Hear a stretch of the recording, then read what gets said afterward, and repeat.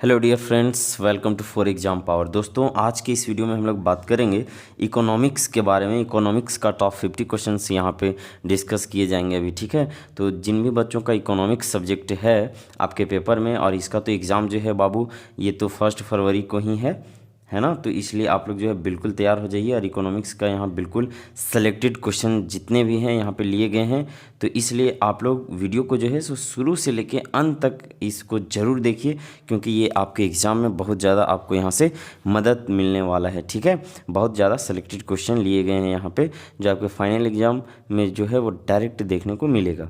चलिए हम लोग आज का पहला क्वेश्चन स्टार्ट करते हैं डियर फ्रेंड्स। क्वेश्चन नंबर 1 क्या आप लोगों के सामने कि किस अर्थव्यवस्था में निजी स्वामित्व होता है।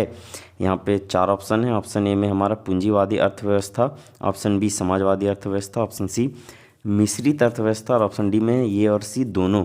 तो देखिए इसका जो हमारा करेक्ट आंसर हो जाएगा, अगर निजी स्वामित्व का हम लोग बात करें तो ऑप्शन नंबर ए को आप लोग लॉक करेंगे, पूंजीवादी अर्थव्यवस्था, ठीक है।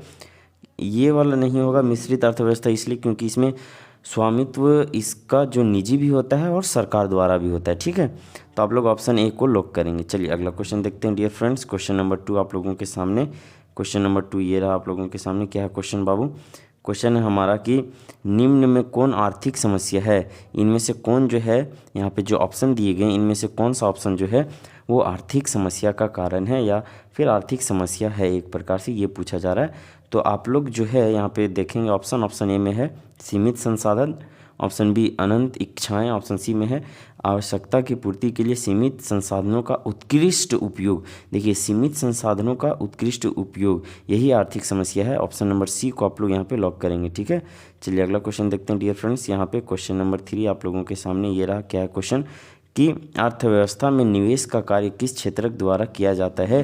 तो अगर हम लोग बात करेंगे कि अर्थव्यवस्था में निवेश का कार्य किस क्षेत्र द्वारा किया जाता है, तो इसका करेक्ट आंसर हो जाएगा हमारा ऑप्शन नंबर सी, उत्पादन क्षेत्र। एकदम वीवीआई है, आप लोग एकदम इसको ध्यान में रखेंगे, ठीक है। ऑप्शन नंबर सी को आप लोग लॉक करेंगे, ठीक है।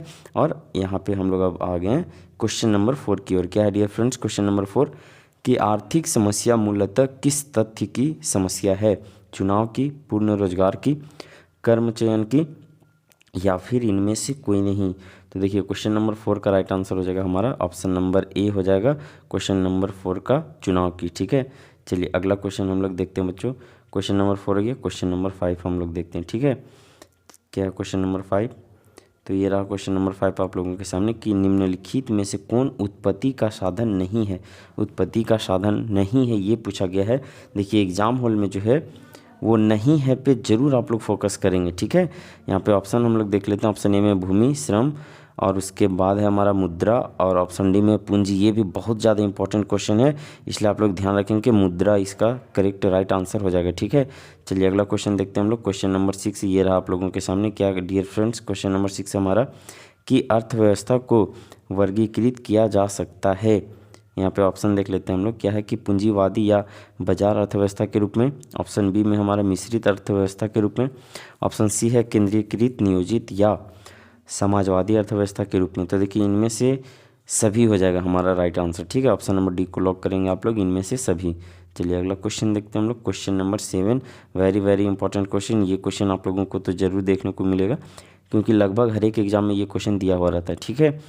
कि अर्थशास्त्र के जनक कौन थे, ये आप लोगों से पूछा जा रहा है। इसका राइट आंसर आप सभी आई होप कि जानते होंगे, ऑप्शन नंबर सी हो जाएगा हमारा, ठीक है। बिल्कुल option number C, Adam Smith को आप लोग लॉक करेंगे। इनकी एक प्रसिद्ध पुस्तक है बाबू, पुस्तक आप लोग बता सकते हैं कौन सी है पुस्तक? तो an inquiry into the nature and causes of the wealth of nation, ये इनका एक पुस्तक है जो कि 1776 में ये जो है वो प्रकाशित हुआ था, ठीक है। चलिए अगला क्वेश्चन हम लोग देखते हैं। क्वेश्चन नंबर 8 क्या है डियर फ्रेंड्स? यहाँ पे क्वेश्चन नंबर 8 है हमारा कि यदि उपभोक्ता की आय में वृद्धि होती है तो बजट सेट क्या होगा। तो बताइए बजट सेट क्या हो जाएगा? ऑब्वियसली बात है कि बजट सेट बड़ा हो जाएगा, यानी कि बढ़ जाएगा। ऑप्शन नंबर ए को आप लोग लॉक करेंगे, ठीक है। चलिए अगला क्वेश्चन देखते हैं हम लोग डियर फ्रेंड्स। Question number 9। हाँ, तो क्वेश्चन नंबर 9 है हमारा यहाँ पर बच्चों। क्या है कि यदि सीमांत बचत प्रवृत्ति यानी कि MPS 0.1 हो तो निवेश गुणक जो है वो क्या होगा। तो देखिए सबसे पहला बात कि अगर निवेश गुणक का हम लोग बात करें तो इसका इज इक्वल टू होता है, अगर निवेश गुणक इज इक्वल टू हम लोग बात करें तो 1 बट्टा होता है क्या, तो MPS, ठीक है। MPS मीन्स कि बचत प्रवृत्ति। तो देखिए यहाँ पे हमारा 1 का 1 हो जाएगा और MPS यहाँ पे कितना दिया बाबू 0.1, ठीक है। तो यहाँ से अगर हम लोग पॉइंट हटाएंगे तो ऊपर एक 0 आ जाएगा और यहाँ तो 1 हो जाएगा नीचे सिर्फ, तो यानी कि कितना बच जाएगा हमारा 10 बच जाएगा, ठीक है, सिर्फ 10 बचेगा। तो ऑप्शन नंबर बी में ये है हमारा ऑप्शन नंबर, आप लोग बी को लॉक करेंगे, है ना। चलिए अगला क्वेश्चन देखते हैं डियर फ्रेंड्स। क्वेश्चन नंबर 10 क्या है? हाँ तो डियर फ्रेंड्स यहाँ पे क्वेश्चन नंबर 10 है आप लोगों के सामने। क्या क्वेश्चन कि किसी वस्तु के लिए उपभोक्ता बीच प्रतिलोम संबंध कहलाता है कि मांग, अच्छा ऐसा तो क्वेश्चन नहीं होगा ना बाबू। अच्छा ये टाइपिंग एरर है, थोड़ा सा आप लोग ध्यान देंगे। क्या क्वेश्चन इस प्रकार से आप लोग ध्यान से सुनेंगे, ठीक है, कि किसी वस्तु के लिए उपभोक्ता की मांग तथा वस्तु की कीमत के बीच प्रतिलोम संबंध कहलाता है, ऐसा क्वेश्चन होगा, ठीक है। तो ये क्या कहलाता है बाबू? तो आप लोगों को बता दें कि इसका राइट आंसर हो जाएगा ऑप्शन नंबर बी, मांग का नियम। इसको भी आप लोग ध्यान से रखेंगे, ये ध्यान में एकदम, ठीक है, बहुत इंपॉर्टेंट क्वेश्चन है ये। चलिए क्वेश्चन नंबर 11 देखते हैं। ये थोड़ा सा समझने वाला क्वेश्चन है, आप लोगों को बिल्कुल समझ में आ जाएगा, ठीक है। क्या क्वेश्चन कि निर्गत, क्वेश्चन हमारा निर्गत Q1 एवं Q1-1 इकाइयों की कुल उत्पादन लागत क्रमशः 50 रुपये और 40 रुपये हो तो सीमांत लागत आप लोगों से पूछा जा रहा है यहाँ पर, ठीक है। तो सीमांत लागत का अगर हम लोग सिंपल बात करेंगे तो ये इसका अगर फॉर्मूला क्या हो जाएगा कि कैसे निकालेंगे हम लोग सीमांत लागत, तो इसको होता है बाबू कि कुल लागत में परिवर्तन क्या होता है, आप लोग ध्यान देंगे, ठीक है, कि कुल लागत में परिवर्तन हमारा, ठीक है, और डिवाइडेड बाय होता है हमारा कुल मात्रा में परिवर्तन। तो कुल लागत में कितना परिवर्तन हुआ, देखिए यहाँ 50 रुपया का बात हो रहा है और यहाँ 40 रुपया, तो परिवर्तन कितना का हो रहा है 10 रुपया का, ठीक है। तो 10 आप लोग ऊपर रखेंगे क्योंकि कुल लागत में परिवर्तन को ऊपर रखना है और कुल मात्रा में परिवर्तन, तो देखिए यहाँ Q1 है और यहाँ Q1-1 है, ठीक है, तो यही 1 यहाँ पे परिवर्तन हो रहा है, तो 1 नीचे रखेंगे तो यानी कि कितना हो जाएगा हमारा 10 आएगा, यानी कि 10 रुपया, यानी कि ऑप्शन नंबर डी को आप लोग यहाँ पे लॉक करेंगे 10 रुपीज़, ठीक है। चलिए अगला क्वेश्चन हम लोग देखते हैं डियर फ्रेंड्स। क्वेश्चन नंबर 12 क्या है? देखिए जहाँ समझाने का ज़रूरी पड़ेगा वहाँ आपको ज़रूर से ज़रूर समझाया जाएगा, ठीक है, क्योंकि ये इकोनॉमिक्स का है ना बाबू। चलिए क्वेश्चन नंबर 12 हमारा डियर फ्रेंड्स की मांग की लोच मापने के लिए प्रतिशत या आनुपातिक रीति का प्रतिपादन किसने किया? वेरी वेरी इंपॉर्टेंट क्वेश्चन है, आप लोगों को बिल्कुल ध्यान में रखना है। इसका करेक्ट आंसर हो जाएगा हमारा ऑप्शन नंबर बी, फ्लक्स, ठीक है। चलिए अगला क्वेश्चन देखते हैं लोग डियर फ्रेंड्स। क्वेश्चन नंबर 13 क्या है?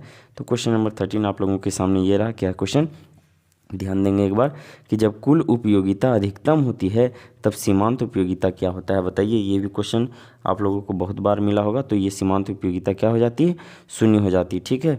चलिए नेक्स्ट क्वेश्चन देखते हैं डियर फ्रेंड्स हम लोग। क्वेश्चन नंबर 14 क्या है कि क्वेश्चन नंबर 14 है आप लोगों के सामने कि निम्न में कौन मांग की लोच को प्रभावित करता है, बताइए। तो कौन सा जो है वो मांग की लोच को प्रभावित करता है? वस्तु की प्रकृति, बिल्कुल करता है। वस्तु का विविध उपयोग, समय तत्व, या ऑप्शन नंबर डी में इनमें से सभी। तो करेक्ट आंसर हो जाएगा हमारा ऑप्शन नंबर डी, इनमें से सभी, ठीक है।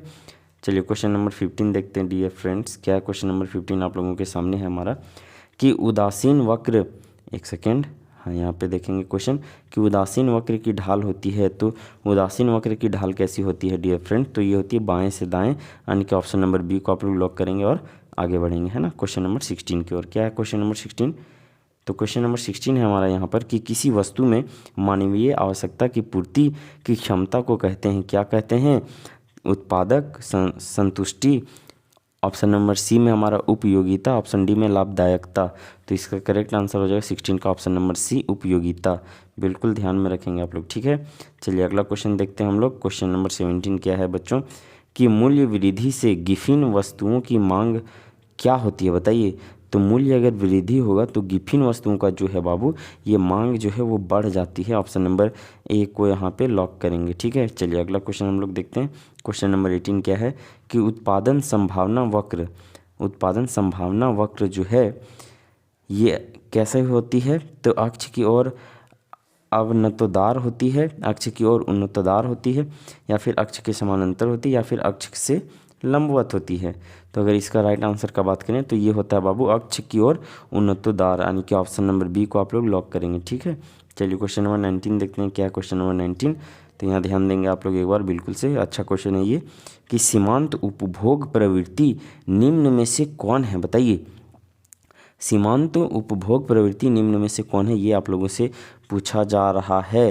तो ये होता है बाबू उपभोग में परिवर्तन बटा आय में परिवर्तन, ठीक है। क्या होता है? उपभोग में परिवर्तन बटा आय में परिवर्तन। तो ये होना चाहिए del C divided by del में वाई होना चाहिए, ठीक है। ये कौन सा ऑप्शन में है, तो ऑप्शन नंबर बी में है हमारा, बिल्कुल डेल सी बटा del Y. Option number B को आप लोग यहाँ पे बी को लॉक करेंगे, ठीक है। चलिए अगला क्वेश्चन हम लोग देखते हैं। क्वेश्चन नंबर 20 क्या है डियर फ्रेंड्स की उपभोक्ता संतुलन के लिए वस्तु की क्या जरूरी है, तो सीमांत उपयोगिता इज इक्वल टू मूल्य, यानी कि ऑप्शन नंबर बी यहाँ पे राइट आंसर हमारा है, ठीक है। चलिए क्वेश्चन नंबर 21 देखते बाबू। क्या क्वेश्चन नंबर 21 हमारा कि विलासिता वस्तुओं की मांग जो है वो बेलोचदार होती है, लोचदार होती है या फिर अत्यधिक लोचदार होती है, तो बिल्कुल यही आंसर सही है हमारा, अत्यधिक लोचदार होती है। इसको आप लोग करेक्ट आंसर करेंगे, ठीक है। चलिए अगला क्वेश्चन देखते हैं डियर फ्रेंड्स। क्वेश्चन नंबर 22 क्या है, तो क्वेश्चन नंबर 22 आप लोगों के सामने ये रहा। क्या क्वेश्चन कि मांग की लोच को मापन का सूत्र निम्न में से कौन सा है। मांग की लोच को मापन का सूत्र निम्न में से कौन सा है, ये पूछा जा रहा है। तो मांग की मात्रा में अनुपातिक परिवर्तन डिवाइडेड बाय होता है हमारा कीमत में अनुपातिक परिवर्तन, ठीक है। यानी कि ऑप्शन नंबर ए हमारा यहाँ पे करेक्ट आंसर हो जाएगा। चलिए अगला क्वेश्चन हम लोग देखते हैं डियर फ्रेंड्स। क्वेश्चन नंबर 23 क्या है कि उपयोगिता की निम्न में से कौन सी विशेषताएँ हैं, बताइए। तो उपयोगिता की निम्न में से कौन सी विशेषताएं, एक बार हम लोग इसका ऑप्शन देख लेते हैं। ऑप्शन ए में हमारा कि उपयोगिता एक मनोवैज्ञानिक धारणा है। ऑप्शन बी में है उपयोगिता व्यक्तिपरक होती है। ऑप्शन सी में हमारा उपयोगिता का विचार सापेक्षिक है। और ऑप्शन डी में है उपयुक्त में से सभी। तो ये सभी विशेषता है, ठीक है। यानी कि ऑप्शन नंबर डी को आप लोग लॉक करेंगे, उपयुक्त में से सभी। चलिए हम लोग देखते हैं अब क्वेश्चन नंबर 24 क्या है डियर फ्रेंड्स कि अति परवलयाकार मांग वक्र निम्न में से क्या दिखलाता है बाबू। तो ये जो है ये दिखलाता है इकाई मांग लोच, है ना। यानी कि ऑप्शन नंबर सी को आप लोग लॉक करेंगे। और क्वेश्चन नंबर हम लोग अब बढ़ेंगे 25 की ओर। क्या है क्वेश्चन, बहुत अच्छा क्वेश्चन है कि कॉफ़ी के मूल्य में वृद्धि होने के चाय की मांग में क्या परिवर्तन होगा, बताएं आप लोग कि बढ़ेगा, घटेगा, स्थिर रहेगा या फिर इनमें से कोई नहीं। तो इसमें जो है बाबू ये हो जाएगा हमारा बढ़ेगा, ठीक है। ऑप्शन नंबर ए को आप लोग लॉक करेंगे यहाँ पे, है ना। चलिए क्वेश्चन नंबर एक बार हम लोग देखते हैं यहाँ पर 26 नंबर क्या है क्वेश्चन कि उद्यमी का आर्थिक एजेंट के रूप में क्या कार्य है, बताइए। संगठन, समन्वय, जोखिम वहन करना या फिर इनमें से सभी। तो 26 का करेक्ट आंसर हो जाएगा हमारा ऑप्शन नंबर डी, इनमें से सभी, ठीक है।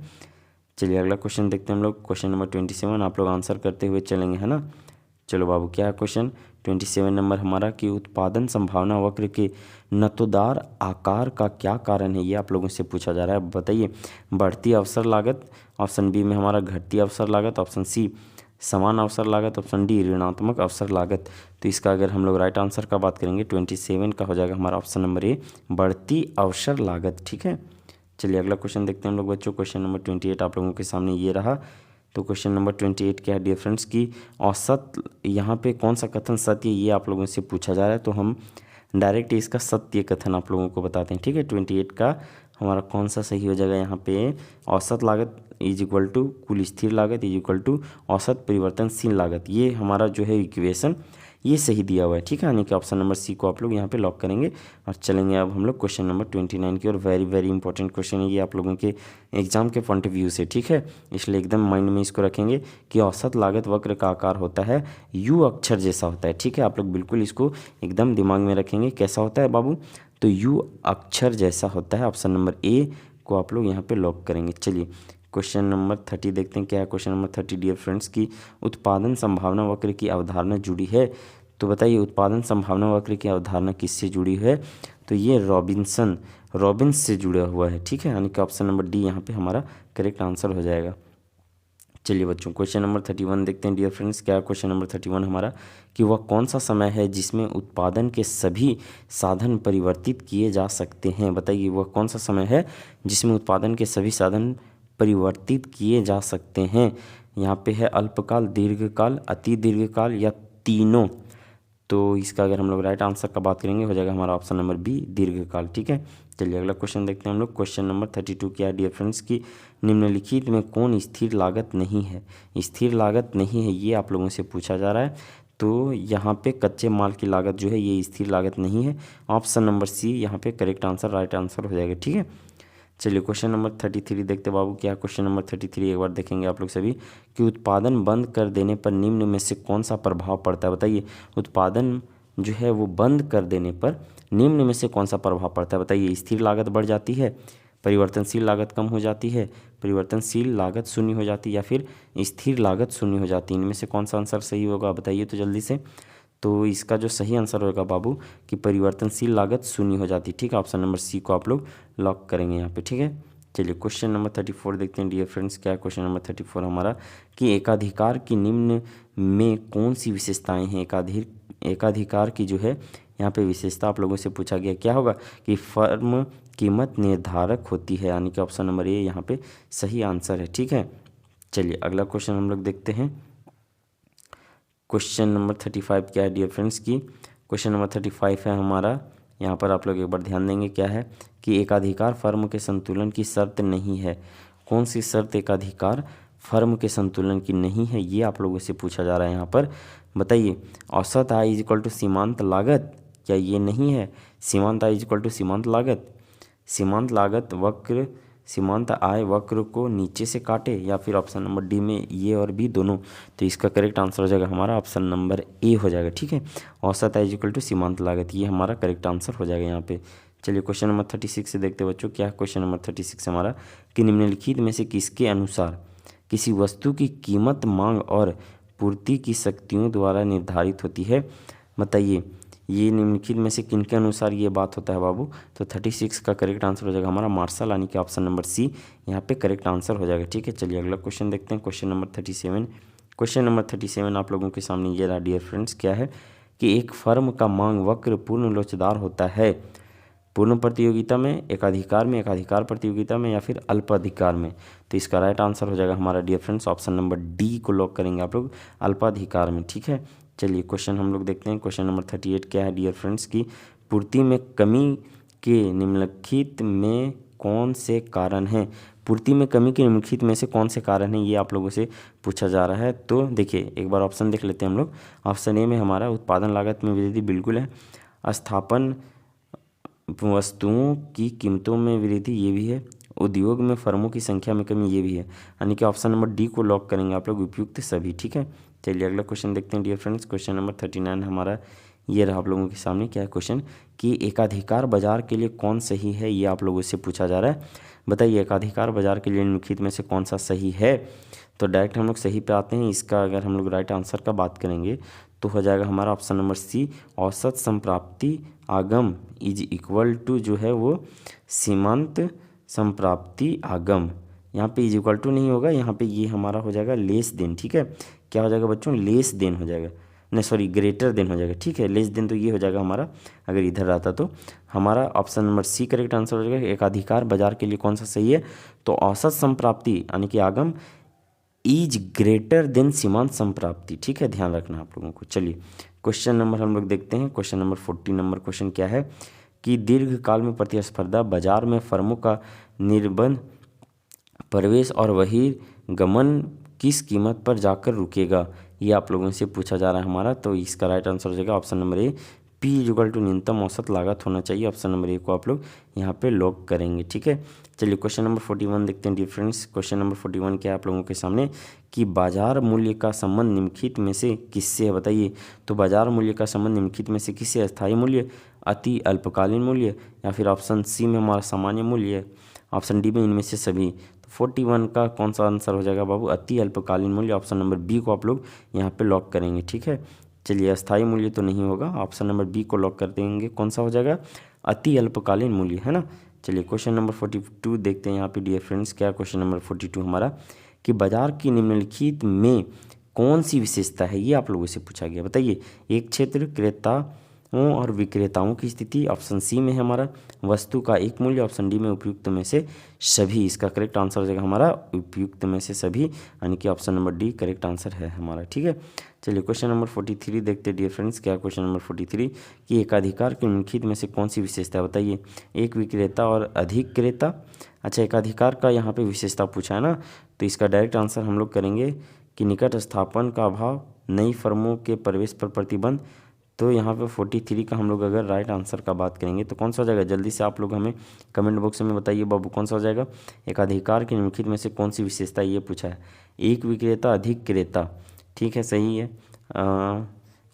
यहाँ पे हो जाएगा हमारा ऑप्शन नंबर डी उपयुक्त में से सभी। ठीक है, चलिए अगला क्वेश्चन हम लोग देखते हैं। क्वेश्चन नंबर 44 क्या डियर फ्रेंड्स की किसमें क्रेताओं और विक्रेताओं की संख्या बड़ी होती है। बताइए, किसमें क्रेताओं और विक्रेताओं की संख्या बड़ी होती है? केवल पूर्ण प्रतियोगिता में, केवल एकाधिकारात्मक प्रतियोगिता में, दोनों में होता है। ऑप्शन नंबर सी को आप लोग लॉक करेंगे, ठीक है। चलिए क्वेश्चन नंबर 45 देखते हैं डियर फ्रेंड्स, क्या है यहाँ पे हमारा कि निम्न में से कौन सही है, ये आप लोगों से पूछा जा रहा है, ठीक है। पहले ये R M R M C, A R M R M C, इस प्रकार से है ना। तो ए आर का मतलब क्या होता है बाबू बताइए? तो एवरेज रेवेन्यू, ठीक है। और एम आर का मतलब मार्जिनल रेवेन्यू, और एम सी का मतलब मार्जिनल कॉस्ट होता है ना। तो अगर इनमें से हम लोग सही लिखा हुआ का बात करेंगे तो ऑप्शन नंबर ए बिल्कुल सही लिखा हुआ है। A R is equal to क्या होता है बच्चों? A R is equal to होता है हमारा एम आर, और यहाँ पे ब्रैकेट में E divided by E minus 1 होता है ना। चलिए क्वेश्चन नंबर 46 देखते हैं बच्चों, क्या है क्वेश्चन नंबर 46 हमारा कि निम्न में कौन परवर्ती आगम नहीं है सो पूछा है, ठीक है। तो इसका हमारा राइट आंसर रहेगा 46 का ऑप्शन नंबर बी मशीन। चलिए अगला क्वेश्चन देखते हैं हम लोग, क्वेश्चन नंबर 47 ये रहा आप लोगों के सामने। क्या है बाबू? क्वेश्चन नंबर 47 आप लोगों के सामने ये रहा कि एक रैखिक मांग वक्र के मध्य बिंदु पर कीमत मांग की लोच जो है वो ई डी, मतलब कि यहाँ पे मोड में है, ई डी क्या होगा बताइए? ये इस प्रकार से लिखा हुआ रहता है, ठीक है, ई डी यहाँ पे मोड में है ना, ध्यान देंगे यहाँ पे। चलिए तो इसका अगर हम लोग करेक्ट आंसर का बात करेंगे तो ऑप्शन नंबर बी को आप लोग लॉक करेंगे बिल्कुल।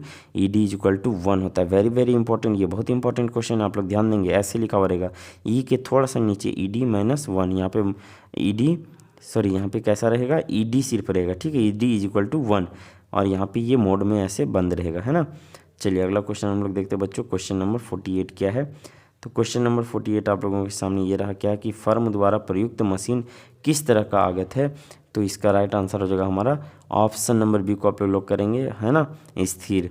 चलिए अगला क्वेश्चन हम लोग देखते हैं बच्चों, क्वेश्चन नंबर 49 आप लोगों के सामने ये रहा क्या क्वेश्चन कि जिस बाजार में क्रेताओं और विक्रेताओं की संख्या बहुत अधिक होती है उस बाजार को किस श्रेणी में रखा जाता है?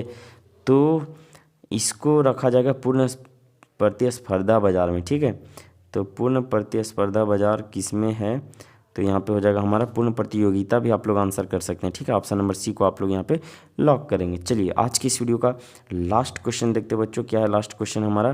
क्वेश्चन नंबर 50 आप लोगों के सामने कि अपूर्ण प्रतियोगिता में एम आर वक्र जो है वो ए आर वक्र की तुलना में धीमी गति से नीचे गिरता है। उसके बाद है कि हमारा तुलना में तीव्र गति से नीचे गिरता है, या फिर की गति से नीचे गिरता है, या फिर उपयुक्त सभी सत्य है। यहाँ पे कौन सा आंसर हो जाएगा बताइए? एम आर अभी आप लोगों को बताए थे, क्या बताए थे? M R marginal revenue, Hindi में सीमांत राजस्व, ठीक है। A R is equal to क्या बताए थे? एवरेज रेवेन्यू, यानी कि औसत राजस्व, है ना। तो ये जो होता है बाबू एम आर वक्र ए आर वक्र की तुलना में धीमी गति से नीचे गिरता है, ठीक है। नीचे गिरेगा, धीमी गति से नीचे गिरेगा, ये आप लोगों को एकदम माइंड में रखना है, ठीक है। ऑप्शन नंबर ए को आप लोग लॉक करेंगे बिल्कुल। ऑप्शन नंबर ए जो है हमारा करेक्ट आंसर हो जाएगा, ठीक है। चलिए बाबू, तो आप लोग तैयारी को एकदम मजबूत करते रहे, है ना। जितने भी वीडियो यहाँ पे प्रोवाइड करवाए जा रहे हैं आप लोग रेगुलर वॉच कीजिए और कंप्लीट वीडियो देखिए, है ना। चलिए फिर मिलेंगे हम नेक्स्ट वीडियो में, तब तक के लिए नमस्कार, जय हिंद। फाइनल परीक्षा काफी करीब आते जा रहे हैं। जिनका तैयारी कुछ नहीं हुआ है तो उनको बिल्कुल घबराना नहीं है। हमारे अनुभवी शिक्षकों के द्वारा, हमारे ब्रिलियंट टीचर के द्वारा आप सभी के लिए एक ऐसा पीडीएफ तैयार किया गया है। उस पीडीएफ में आपको 100% लड़ने वाले प्रश्न मिलेंगे, उससे बाहर एक भी प्रश्न नहीं आएगा। तो जिनको जिनको गिने चुने प्रश्न चाहिए एकदम ऑब्जेक्टिव सब्जेक्टिव, तो आप लोग इस नंबर पे व्हाट्सएप मैसेज करेंगे। नंबर है 7274800891।